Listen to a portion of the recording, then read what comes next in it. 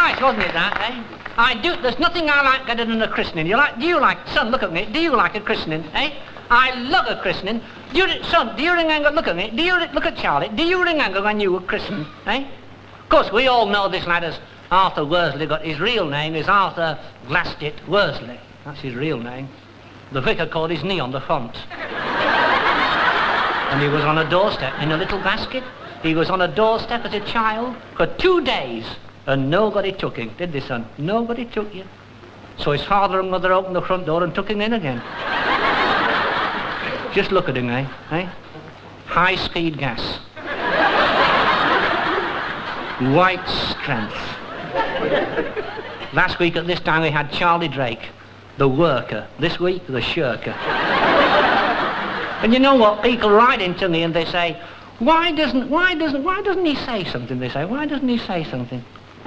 Never says anything, does he? Never says. He's in another world, And if he did open his mouth, you wouldn't understand him. He wouldn't. You wouldn't tell talk from mutter. Would they, son? They're getting that one, slowly, they're getting it. He's making a lot of money, though, with song. He's a songwriter, and they're all in the charts. Every song he's written, aren't they, son? In the charts, aren't they? All in the charts, his song. As a matter of fact, when he was coming in here today in the studio, the director, Mr. Dick Lehman, saw him, and he's made a song, can't you, out of what he said. Here it comes again. And he made another song about the night before he was born, eagle destruction. He's made one up about you, lady, in the third row. The one that's fidgeting. If you've got to go, go now. Now, what about tonight he was going to do something different tonight. He was going to do an illusion with pigeons. You've probably seen it done before with 6 or 7 pigeons that come from nowhere. He was going to use 30, weren't you, son? 30 pigeons. And he had them at rehearsals today. They were all concealed underneath his clothing, 30 of them. And somebody, some fool, fired a gun. He fired a gun. It took us 3 hours to get him off the roof, didn't it? You're a naughty boy. Who's a naughty little boy?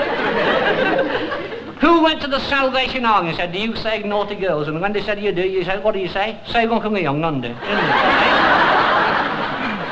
Went on his honeymoon. Shall I tell him about your honeymoon, son? What happened on the first night of your honeymoon? Son, look at me. What happened? What happened at Brighton? When you married a girl from Wigan, what happened? When she said, I'm so cold, I'm so cold. And you got up, didn't you? Put the eider down on the bed, didn't you? 10 minutes later, she said, I'm still cold. So he got up again, put his overcoat on the bed, didn't you? 6 minutes later, she said, I'm still cold, she said. He said, there's nothing else to put on the bed. That's what you said, isn't it? And she said, when I was cold at home, she said, my mother used to cuddle me. And he said, if you think I'm getting up at 4 o'clock in the morning, going all the way to Wigan for your mother, you've got no thing to it. Well,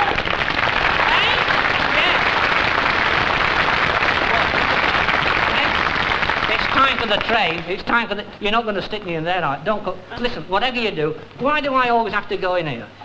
Go easy with the leg. This is the Arthur Haynes show. Not double your dummy. And be careful with the lid. Are you going to close the lid? Be careful, son.